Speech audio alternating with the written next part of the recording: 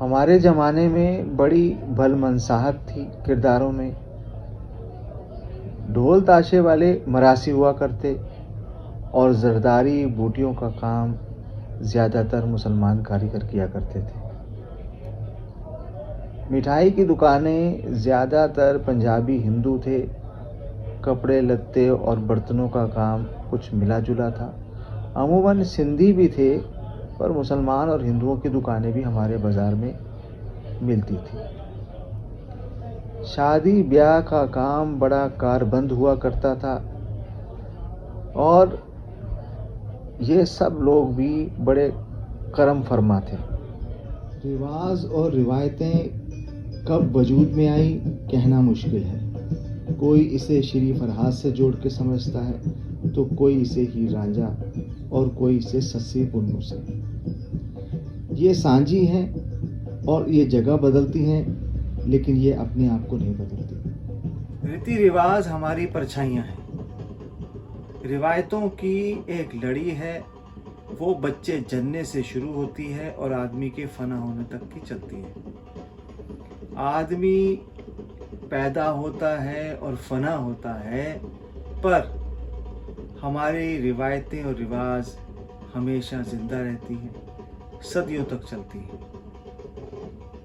हमारी तरफ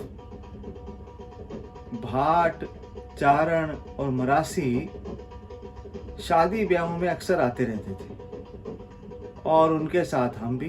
किस्से कहानियां गढ़ना मरासियों की एक खासियत थी।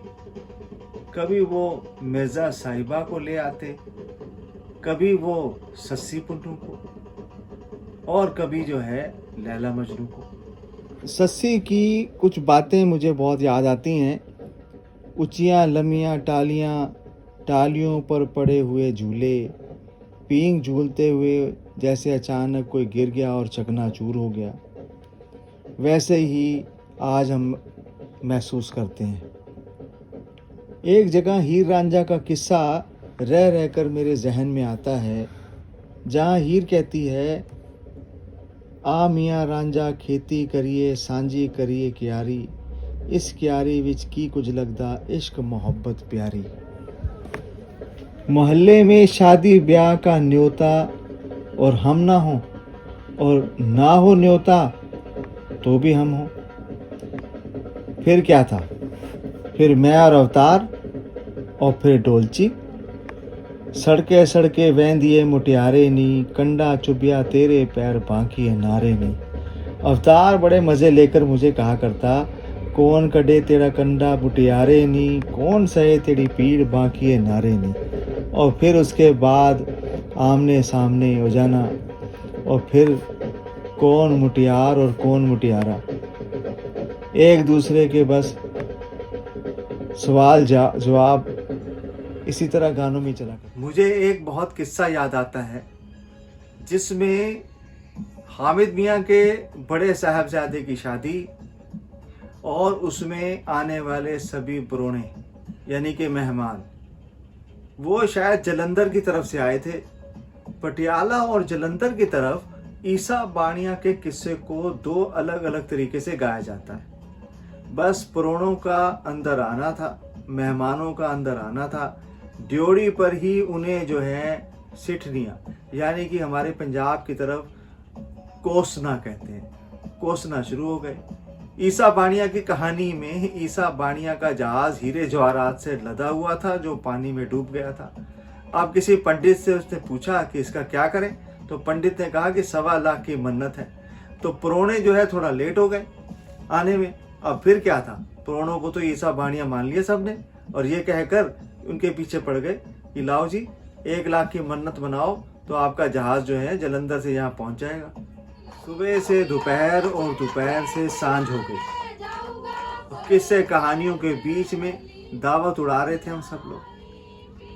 शाम को थोड़ी देर के लिए मैं घर गया तो दरवाजे पर सांकल की आवाज़ आई। दरवाज़ा खुलते ही सामने देखा हामिद मियाँ खड़े हैं, हाथ में एक बाल्टी और कुछ बर्तनों में सामान। मेरे वालिद साहब ने उनसे पूछा कि क्यों तकल्लुफ़ किया। हामिद मियाँ ने बड़े ही अदब से मेरे वालिद साहब को गले लगाया और कहा, पंडित जी, आपके भतीजे की शादी है, इस चीज़ का मैं बहुत ज़्यादा एहतराम और इज़्ज़त से आपको न्योता देने आया हूँ। और मुझे मालूम है हमारी रीति रिवाज रिवायतें अलग हों, दिल अलहदा नहीं है। ये सूखा अनाज है, इसे आप खुद बनाएं और पकाएं और हमारी तरफ से इसे कबूल करें। हामिद मियाँ ने मेरे वालिद साहब को गले लगाया और इल्तिजा की कि आप दोनों हमारे यहाँ पर आएं और बच्चे को आशीष दें।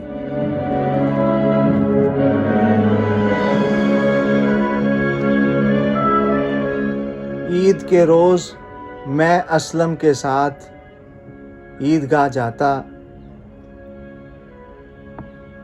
वो एक ऐसा दिन था जिसमें हम दोनों सारा दिन बाज़ार, दोस्त और एक मौज मस्ती के आलम में अपना दिन बिताते थे। असलम के वालिद साहब असलम से ज़्यादा ईदी मुझे देते और ये कहते कि तुम असलम के साथ जमात में अव्वल नंबर लेते हो। मैं और असलम दोनों एक दूसरे के गले में हाथ डाले बाज़ार लांघते हुए शाम होने से पहले घर पहुंचते और फिर अपनी अपनी ईदी से बचे हुए पैसों को गिनते और फिर अगले दिन के लिए कुछ नई तरकीबें सोचते। असलम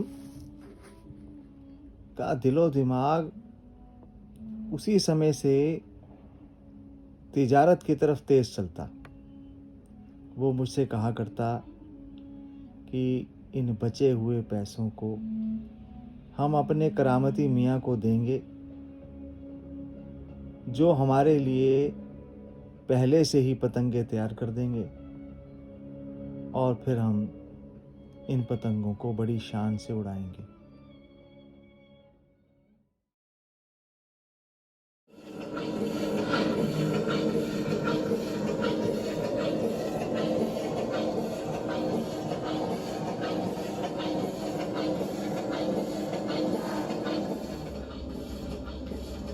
पहले अफवाहें और अब अखबारों में खबरें।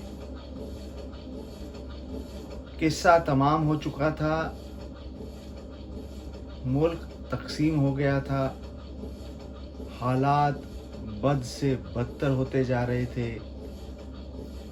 सरहदें तय हो चुकी थी।